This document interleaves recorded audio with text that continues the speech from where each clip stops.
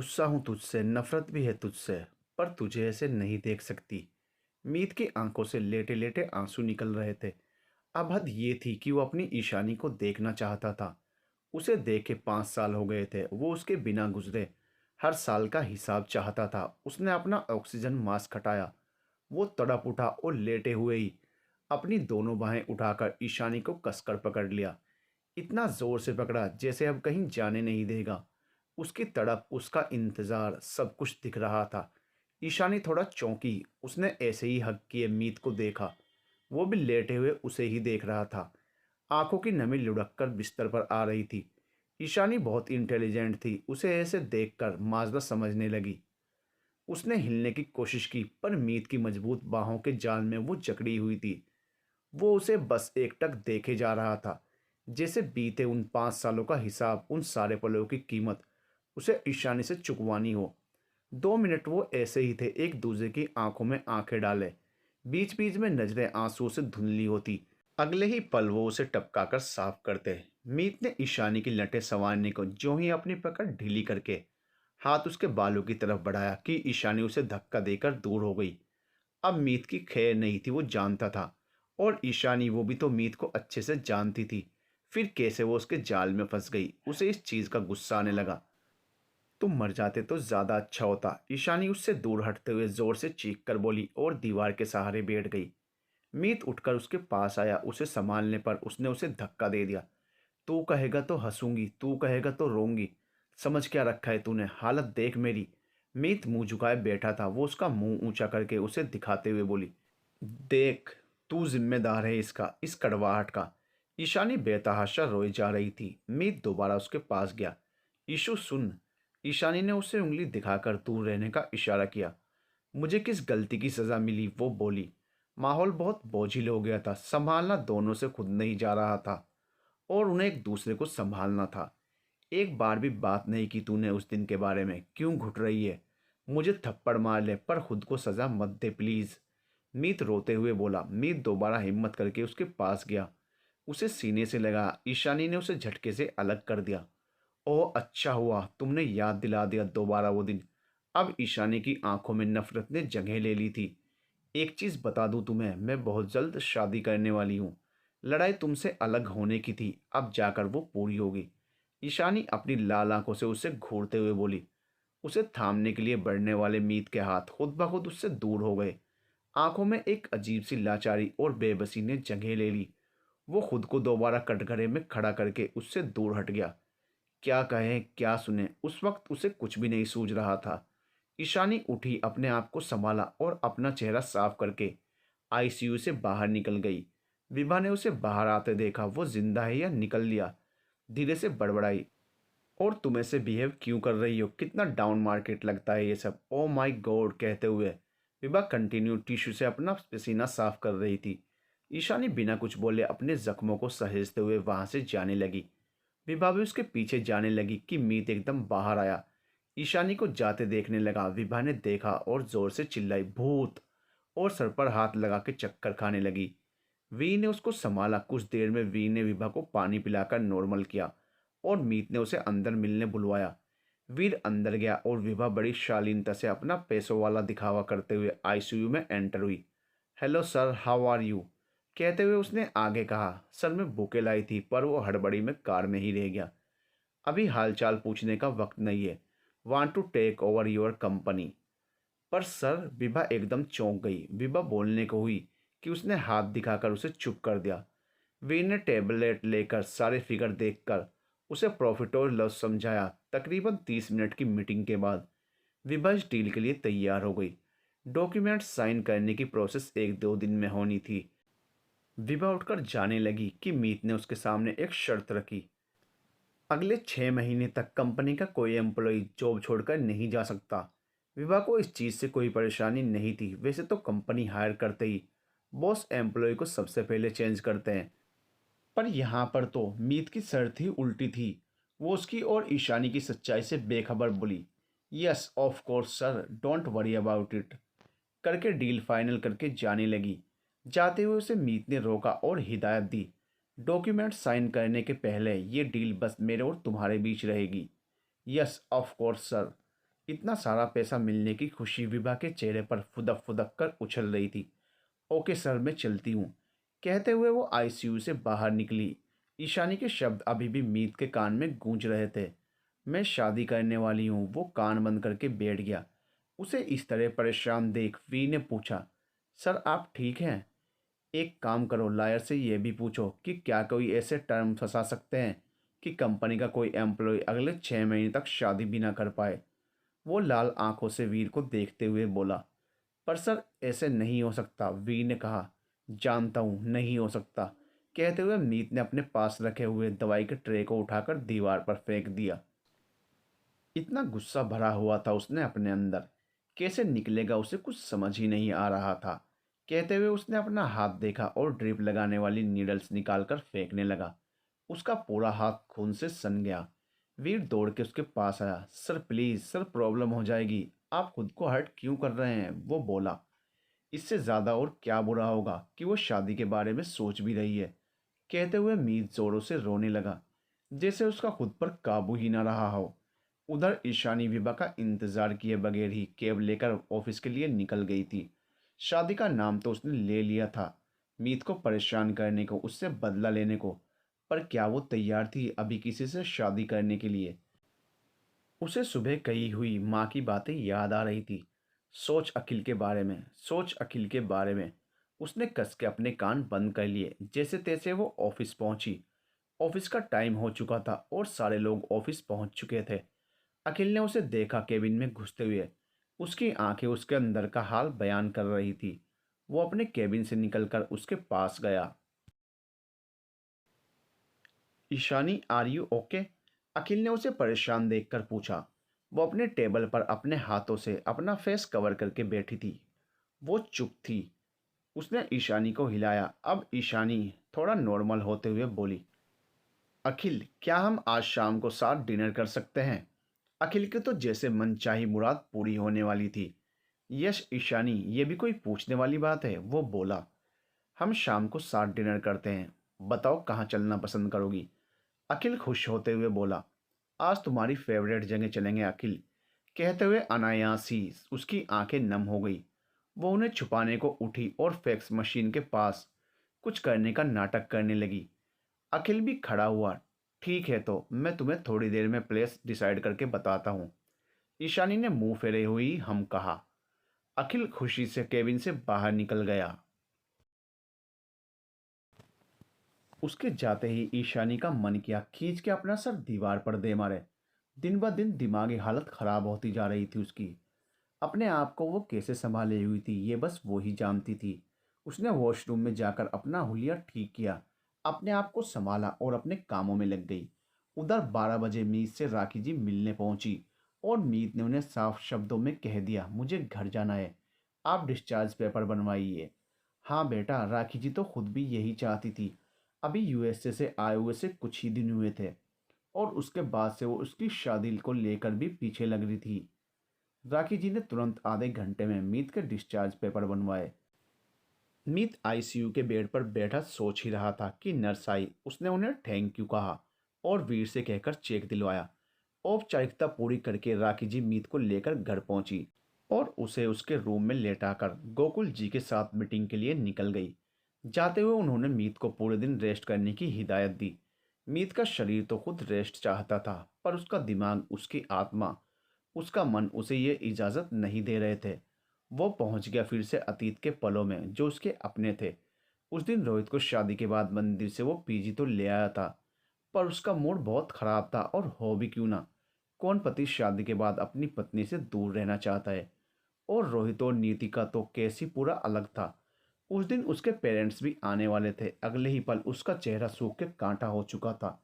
मीत ने देखा, उसे भी बुरा लग रहा था कि वो कुछ कर नहीं पा रहा है रोहित के लिए। रात के 8 बज चुके थे और इधर नीति भी अपनी शादी की साड़ी खोलने को तैयार ही नहीं थी, बस उसे लपेट के बैठी थी। ईशानी उसे इतना समझा चुकी थी, पर वो थी कि उसे रोहित के पास जाना था। पर तू वहां नहीं जा सकती, वहां पीजी में और भी लड़के रहते हैं, समझ कुछ। ईशानी उसे समझा रही थी और वो जिद लेकर बैठी थी। देखते देखते 9:30 बज गए, पर आज ना तो नीति ने कुछ खाया था, ना ही ईशानी कुछ खाने जा पाई थी। ना ही रोहित और मीत ने कुछ खाया था। उनके खाने का टाइम भी खत्म हो चुका था। अंधेरा घिरने लगा था। रात को मन वैसे ही डूबा रहता है। नीति आज बहुत बुझी बुझी लग रही थी। नीति ये जानता था कल से रोहित के पेरेंट्स उसके साथ होंगे। उसे उसके लिए जो भी करना था आज ही करना था। अचानक से मीत ने रोहित का हाथ पकड़ा और कहा चल। रोहित उसे ऐसे देख के पूछने लगा कहाँ। भरोसा है ना मुझ पर तो चल, ज़्यादा चू चपड़ नहीं, मीत उसे खींचते हुए बोला। रोहित ने कहा देख, आज मेरा पीने का तो बिल्कुल मूड नहीं है। चुप रहे, मैं तुझे बेवड़ा दिखता हूँ, चल। कहते हुए मीत उसे दोबारा खींचकर नीचे तक ले गया और उसे पीछे बैठाकर निकल गया। बाइक स्टार्ट की। रोहित पूरे रास्ते उसके शोल्डर पर सर टिका के बैठा था। उसने सर उठाकर देखा तक नहीं मीत उसे कहाँ ले जा रहा है। मीत ने एक जगह गाड़ी रोकी और उसे कहा उतर। रोहित खुद को संभालते हुए उतरा और उसकी आंखों में चमक आ गई। ये तो नीति का पीजी है। वो खुश होते हुए मीत का चेहरा पकड़कर उसे चूमने की कोशिश करने लगा। साले कंट्रोल कर अपने इमोशन, मीत खुद को उससे दूर करते हुए बोला। अब ये सोच, उस दिन तो दारू के नशे में चढ़ गए थे, आज कैसे। वो ईशानी के रूम की बालकनी तक जाने वाले पेड़ को देखकर सोचते हुए बोला। दोनों वहीं सर खुजाने लगे। कोशिश करते हैं, मैंने बचपन में बहुत अमरूद खाए हैं। कहते हुए रोहित ने चढ़ने की कोशिश की, पर बचपन में और अब में बहुत फर्क आ गया था। ये चीज़ समझते हुए वो सर से नीचे आ गया। मतलब वो नाकामयाब रहा। फिर मीत ने कोशिश की और वो तो बेचारा थोड़े दूर तक भी नहीं जा पाया। वो दोनों डर गए कहीं सिक्योरिटी गार्ड ना देख ले। उन्होंने दोबारा कोशिश की। पहले मीत और उसके पीछे रोहित अपना 100% देने के बाद फाइनली वो दोनों ईशानी और नियति की बालकनी में थे। उन्होंने झांक कर देखा, नियति अपने बेड पर बैठी रो रही थी और ईशानी उसे ना जाने कहाँ कहाँ का ज्ञान दे रही थी।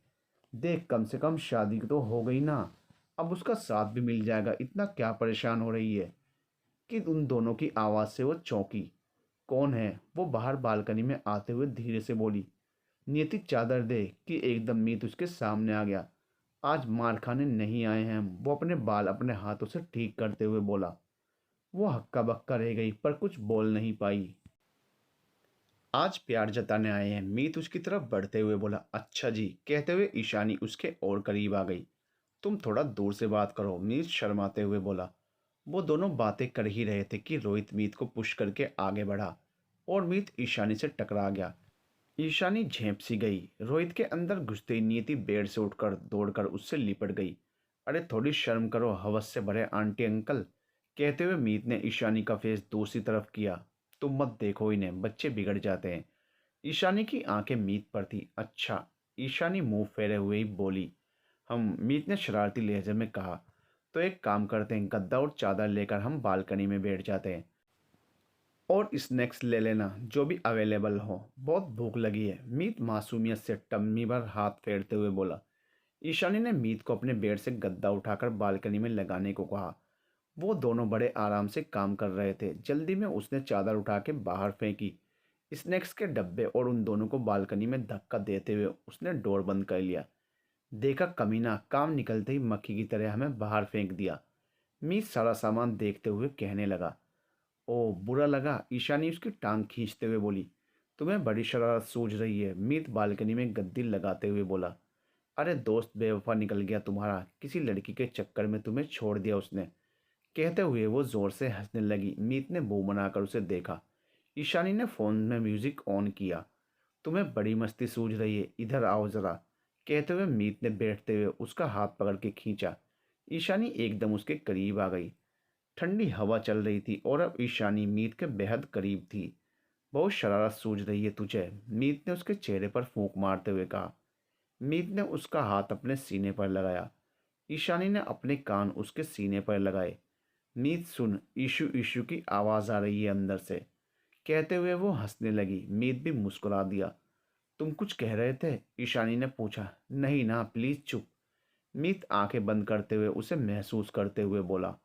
मीत, अगर आज नहीं कहा तो शायद कभी मौका नहीं मिलेगा। वो उसके सीने से चिपकी हुई से देख रही थी। ईशानी, क्या मैं तुम्हें ईशु बुला सकता हूँ? मीत ने उसके बालों को कान के पीछे करते हुए कहा। हाँ मीत, कहते हुए उसने अपना हाथ मीत के सीने पर लगाया।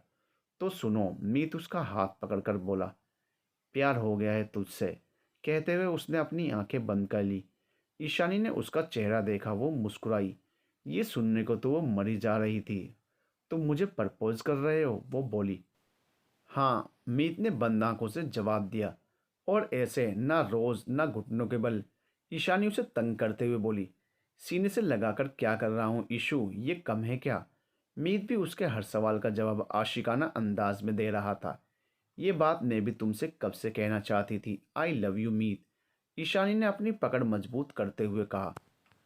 लव यू ईशु, मीत ने दोबारा कहा। अगर हमारी भी शादी को कोई राजी नहीं हुआ तो? ईशानी ने बात बढ़ाते हुए उसकी उंगलियों में अपनी उंगलियां फंसाई। वो सब मेरे हाथ में है ईशु, मुझे सबको समझाना आता है। वो उसका हाथ मजबूती से पकड़ते हुए बोला। तुम हिलो मत, ऐसे ही बैठी रहो ना, मीत उस पर अपनी पकड़ मजबूत करते हुए बोला। ईशानी को ये सब एक सपने जैसा लग रहा था, इतना अच्छा कि वो बयान भी नहीं कर पाए। कुछ देर चुप रहने के बाद मीत बोला। ये दोनों अंदर क्या कर रहे होंगे? मीत कहते हुए ईशानी ने शर्मा कर उसके सीने पर एक मुक्का लगाया। चल झांक कर देखें, मीत शरारती लहजे में बोला। मार खाएगा, कभी तो सीरियस हो। ईशानी दादी माँ की तरह बोली। सीरियस हो गया तुम परेशान हो जाओगी, मीत नोटी होता हुआ बोला। और दोनों ऐसे ही बातें करते करते सो गए। अगली सुबह 5 बजे ईशानी का अलार्म बजा। वो दोनों थोड़ा सा हिले। मीत, सुबह हो गई है, तुम जाओ, किसी ने देख लिया तो, कहते हुए उसने मीत के बालों को ठीक करते हुए उसे जगाया। काश हर सुबह ऐसे ही तेरी बाहों में हो ईशु, मीत शरारती होते हुए बोला और उसके गाल को हल्के से स्पर्श किया। काश, ईशानी ने भी धीरे से बोलते हुए उसके सर से अपना सर टिकाया और आंखें बंद की। कितनी अच्छी रात थी, कितनी बातें हुई। मीत ने मुस्कुराकर कहा। अब ये रात दोबारा हमें कब मिलेगी? ईशानी थोड़ा इमोशनल होकर बोली। कुछ दिनों बाद हर रोज़। तुम एम्बिशियस हो ईशानी, मैं ये भी कभी नहीं चाहूँगा कि मेरी वजह से तुम अपने लक्ष्य से भटको। शायद तुम्हारी वजह से मैं भी पढ़ने लग जाऊँ, साथ पढ़ेंगे, खूब पढ़ेंगे हम। मीत ने समझदारी वाली बात करते हुए कहा कि अचानक से रोहित और नीति ने गेट ओपन किया। वो दोनों ठिठक गए। तुम दोनों को ठंड तो नहीं लग रही है ना? रोहित ने उन दोनों से पूछा। बड़ी जल्दी याद आ गया, मीत ने उसे कहा। अब चल वरना फंस जाएंगे। मीत ने उसे कहा कि रोहित फ़ोन पर मोहन जी का कॉल आ गया।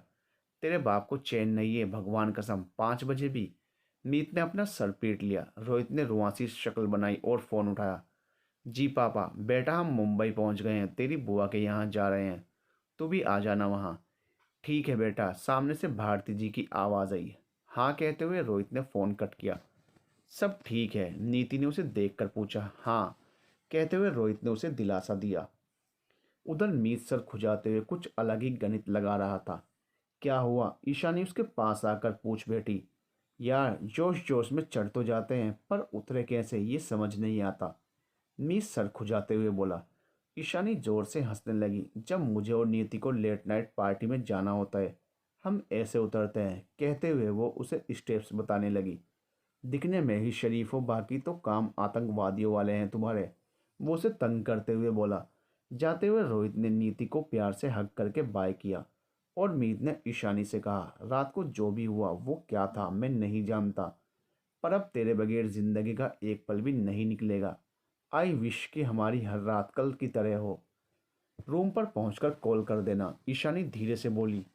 आज मीत अपनी आलिशान रूम में लगे अपने बड़े से बेड पर बैठा सोच रहा था।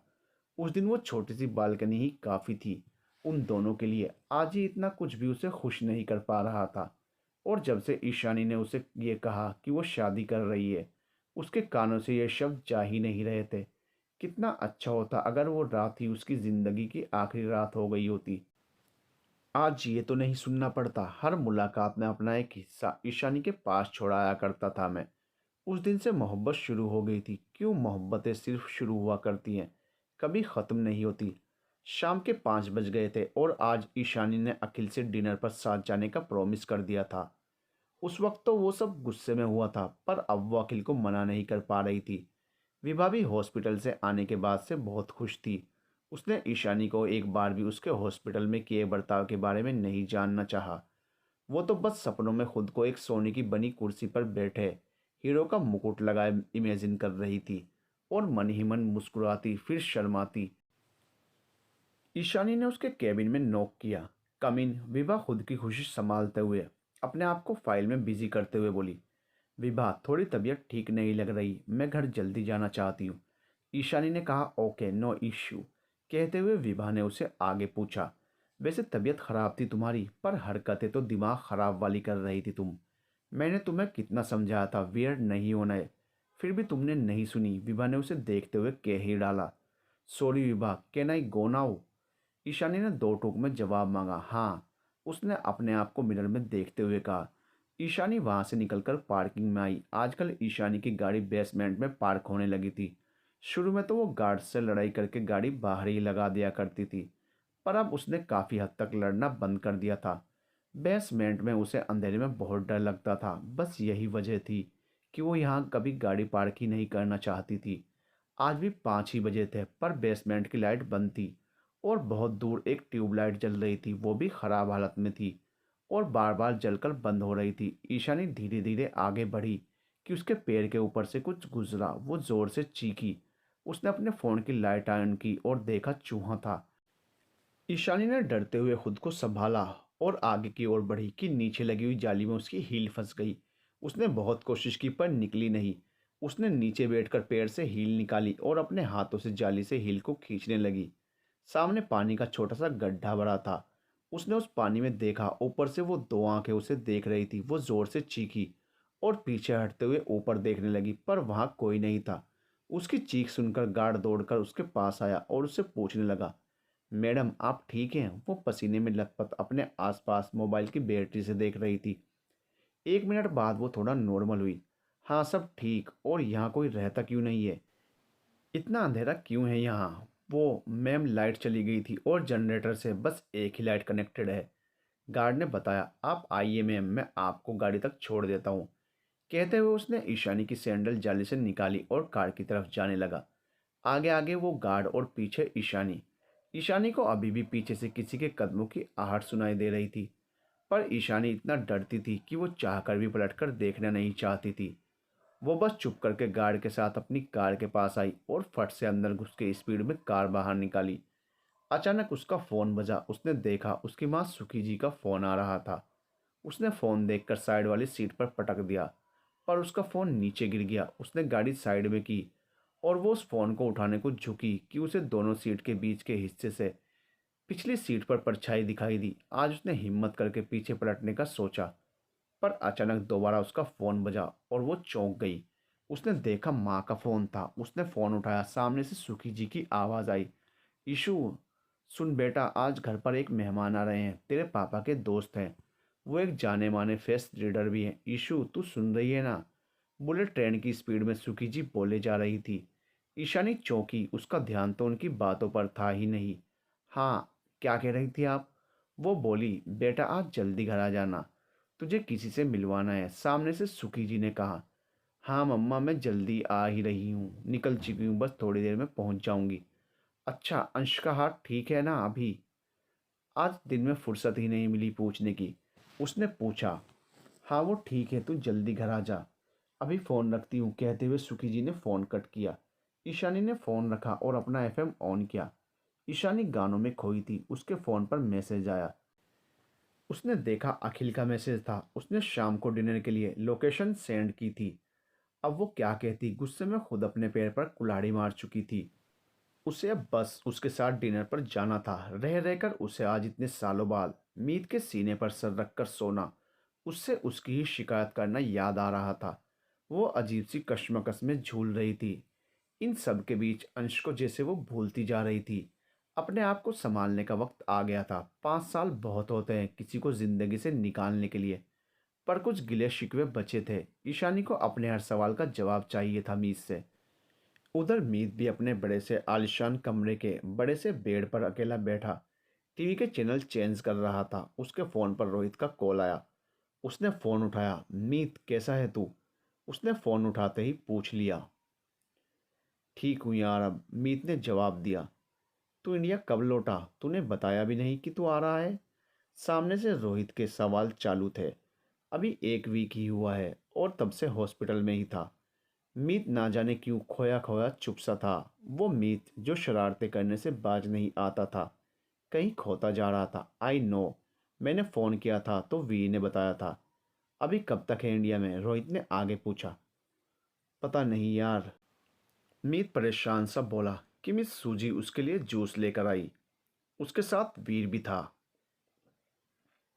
मैं तुझे थोड़ी देर में फ़ोन करता हूँ, कहते हुए उसने फ़ोन कट कर दिया।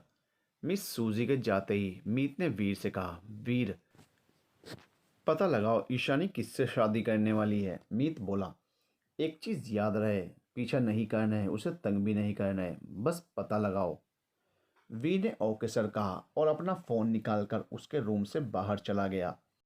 इधर ईशानी दिन भर के बारे में सोचते हुए अपने घर पहुंची। उसने जैसे ही डोरबेल बजाई, सुकी जी ने गेट खोला और अंश दौड़ के उसके पास आ गया। उसने प्यार से उसे उठाया और उसका हाथ देखा। मम्मा, किसी करके ठीक कर दो, कहते हुए उसने अपना हाथ ईशानी के आगे कर दिया। अंश की हर एक हरकत मीत से मिलती थी। वो चाहकर भी मीत से बाहर नहीं आ पा रही थी। सुकी जी उसे देखते ही बड़बड़ाने लगी। ईशु, तुझे कहा था ना जल्दी आ, पता नहीं ऑफिस से निकल कर कहाँ रह जाती है। 5 मिनट भी नहीं लगता यहाँ से ऑफिस का। अंश अंदर जाने लगा। तुम कहाँ जा रहे हो? ईशानी ने पूछा। नानी आपको डांटेंगी और आप मुंह नीचे करके खड़े रहोगे। मुझसे ये देखा नहीं जाएगा। नानी आप चालू रखो डांटना, मैं जाता हूँ बाबा। अंश अपने हाथों से अपने बालों को ठीक करते हुए बोला। सुकी जी को उसकी हरकतों पर हंसी आ गई। ईशु, मैंने तुझे कहा था ना आज कोई आने वाला है घर पर। वो आ गए, चल अंदर, कहते हुए सुकी जी उसका हाथ पकड़कर उसे अंदर ले आई। ईशानी ने अपने हॉल में अंदर जाकर देखा। एक काफ़ी प्रभावशी शख्सियत उसके सोफे पर विराजमान थी। देखने में उम्र तकरीबन 55 लग रही थी। ये थे उसके पापा के दोस्त मल्होत्रा जी, एक जाने माने फेस रीडर। ईशानी पहली बार उनसे मिल रही थी। इससे पहले उनका जिक्र कई बार हुआ था घर में, परंतु वो समय की कमी की वजह से कभी आ नहीं पाए थे। ईशानी उनके पास गई और उन्हें पैरी पोना करके उनके साइड में बैठ गई। उनकी शक्ल एकदम शांत थी। पॉजिटिविटी उनके अंदर से ही झलक रही थी। ईशानी उनके पास गई। वो हेल्प करने ही वाली थी कि वो सामने से बोले, थोड़ा परेशान हो जिंदगी के थप्पड़ों से। वो हल्की सी मुस्कान मुख पर लाते हुए बोले। ईशानी ने कुछ नहीं कहा, बस उन्हें देखने लगी। उन्होंने ईशानी के सर पर अपनी आंखें डाली और एक पल को अपनी आंखें बंद की। 1 मिनट ऐसे ही रहने के बाद वो बोले, बेटा जिंदगी सबका इम्तिहान लेती है और कुछ का तो लेती रहती है। जिंदगी में अब तक जो सहा है उससे ज़्यादा सहने का वक्त आ गया है बेटा। सुखी जी घबरा कर उनके पास आई। भाई साहब, ये आप क्या कह रहे हो? ईशु की लाइफ बहुत दर्द भरी रही है। ये मैं अपनी तरफ से नहीं कह रहा बहन जी, ये तो लिखा जा चुका है इसकी लकीरों में। और जो लिखा गया है वो ठीक करने की ताकत ना मेरे अंदर है ना आपके अंदर। ईशानी एकटक उन्हें देख रही थी। बेटा जिंदगी में मुश्किलें सबकी लकीरों में लिखी जाती हैं, किसी के कम तो किसी के ज़्यादा। बस ये सोचना कि तुम खास हो, इसीलिए मुश्किलों भरा समय ज़्यादा हिस्से में आया है तुम्हारे। बस तुम अपने आप को संभालना। कुछ अनहोनी होने वाली है, पर जो होने वाला है। इतना कहकर मल्होत्रा जी उठ गए। भाई साहब, चाय बन गई है, आप रुकिए, मैं लेकर आती हूँ। सुकी जी ने उन्हें रोकने की कोशिश की ताकि कुछ और भी पता किया जा सके। नहीं बहन जी, अभी ज़्यादा रुका नहीं जाएगा, कहते हुए उन्होंने दोबारा ईशानी की तरफ देखा, जो कि मासूमियत से उन्हें ही देख रही थी। गॉड ब्लेस यू बेटा, कहते हुए वो चले गए। अब सुकी जी का ब्लड प्रेशर ऊपर नीचे होने लगा। क्या होगा अब? देखा भाई साहब तो रुके भी नहीं, सीधा कल्टी हो ली है। ईशानी, किसी बाबा या पंडित जी से मिलकर पूजा अर्चना करवानी पड़ेगी। बेटा सुन रही है ना तू? वो घबराते हुए बोल रही थी। मम्मा चिल करो यार, और आई नो कि अंकल काफ़ी जानते हैं और उनकी कही बातें सच भी होती हैं, पर हो सकता है कुछ गलत कह दिया हो। आप इतना हाइपर क्यों हो रहे हो? और आपको अंश ने देख लिया तो परेशान हो जाएगा। वो सोफे से उठते हुए बोली। सुकी जी ने उस वक्त अपने आप को संभाला। ईशानी ने देखा उसके फ़ोन पर अखिल का फ़ोन आ रहा था। उसने उस वक्त उसका फ़ोन न उठाकर सुकी जी को संभालना ठीक समझा। अंश सुकी जी का रोना धोना सुनकर बाहर आया। ओहो नानी, आपका ड्रामा दिन भर चालू रहता है।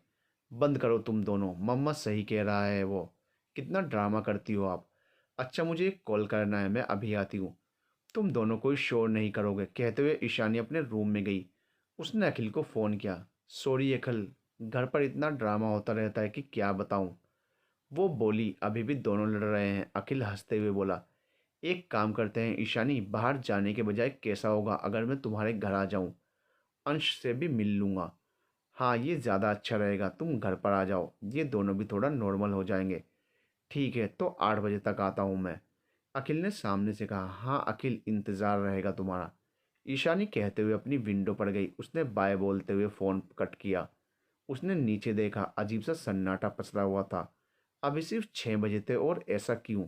उसने सोसाइटी से दूर सड़क पर नजरें दौड़ाई। उसे ऐसा लगा कोई लड़की खड़ी उसकी तरफ एकटक देख रही है।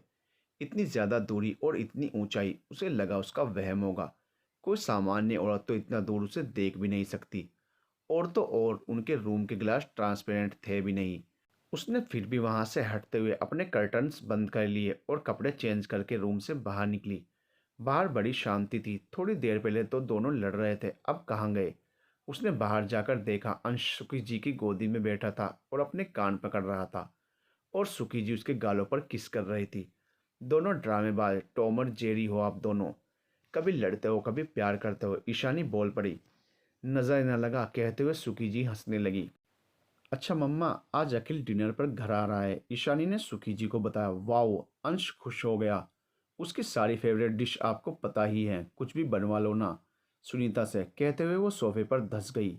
तू कितनी बोरिंग है ईशानी, उसके साथ बाहर डिनर पर जाना चाहिए, साथ टाइम स्पेंड करना चाहिए, ना कि उसे यहाँ अंकल की तरह बुलाना चाहिए। सुखी जी उसे ज्ञान दे रही थी। मम्मा आप ये सब तो मुझे ना ही सिखाओ, आप सुनीता को बोलो ज़रा खाना बना देगी, और जाते हुए मुझे टीवी का रिमोट दो, वो सामने टेबल की तरफ इशारा करते हुए बोली।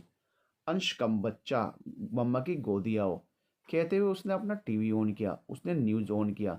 सामने मीत मेहता के स्वस्थ होकर घर वापसी की खबरें चल रही थी। अंश ने देखा, मम्मा ये अंकल कौन है? एक चीपड़ ईशानी के मुंह से निकल गया। ओ, आप जानती हो इनको? अंश ने आगे पूछा। बहुत अच्छे से, वो बड़बड़ाई। तुम उधर मत देखो, जाओ अपनी ड्राइंग बुक लेकर आओ, हम कुछ बना लेते हैं, कहते हुए उसने अंश को गोदी से नीचे उतारा। हाँ कहते हुए अंश दौड़ के अपने रूम में गया। सामने टीवी में लगातार मीत की एक हैंडसम सी पिक्चर दिखाई जा रही थी, और बार बार बताया जा रहा था कि अभी एक वीक पहले ही तो वो इंडिया लौटे थे। न्यूज़ चैनल वाले वो बता रहे थे जो वो जानते थे। पर ईशानी तो अपने मीत के बारे में कितना कुछ जानती थी। फिर भी मीत ने उससे क्यों कोई बात छुपा कर रखी थी? वो पहुंच गई अपने अतीत में। रोहित और नियति की गुपचुप शादी के बाद अगले दिन रोहित और मीत पहुंच गए रोहित के बुआ के घर।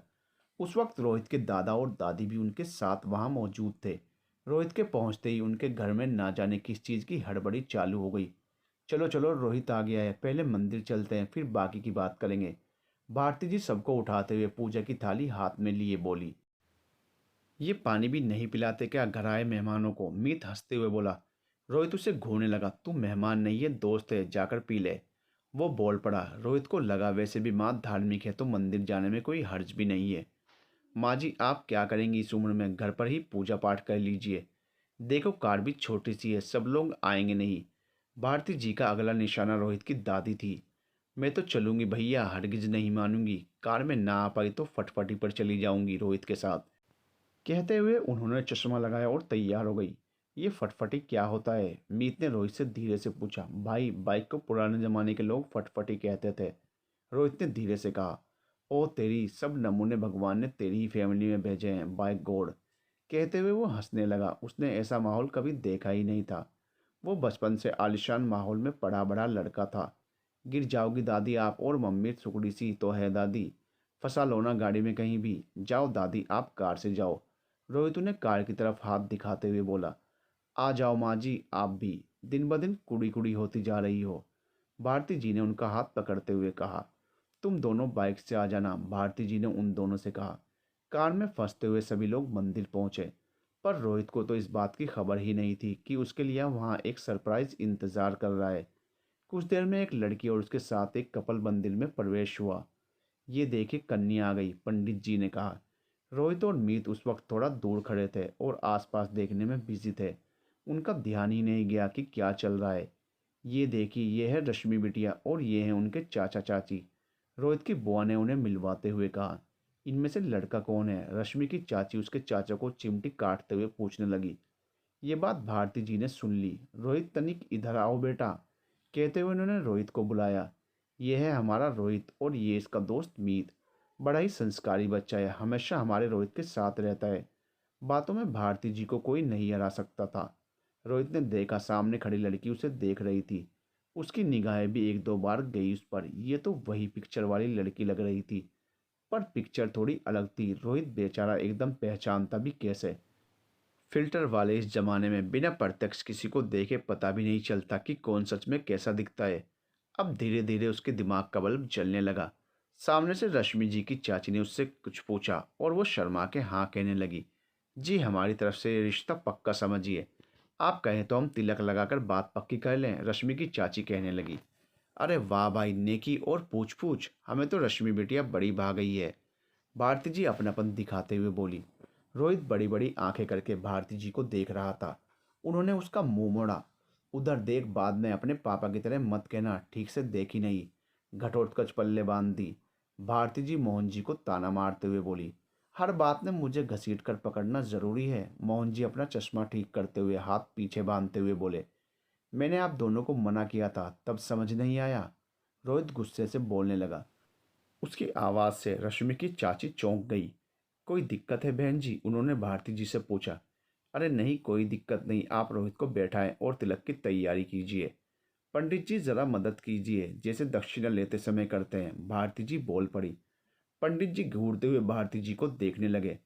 आप स्टूल छोड़िए जरा, रोहित तुम यहाँ बैठो बेटा, कहते हुए पंडित जी ने उसे स्टूल पर बैठाने की कोशिश की, पर वो एकदम कड़क हो गया। अरे बैठ जा भाई, पंडित जी बोलने लगे। रोहित भाग, मीत ने उसके कान में कहा। रोहित वहां से भागने को हुआ कि फूफा जी ने उसे पीछे से पकड़ लिया। उसने उनको धक्का दिया कि वो दादा से टकरा गए और दादा धड़ाम करते जमीन पर। हाय कमबख्त ने कमर तोड़ दी, दादा दर्द से चिल्लाने लगे। मोहन जी ने देखा, अपने पिता को उठाने लगे, पर वो उठ नहीं पाए।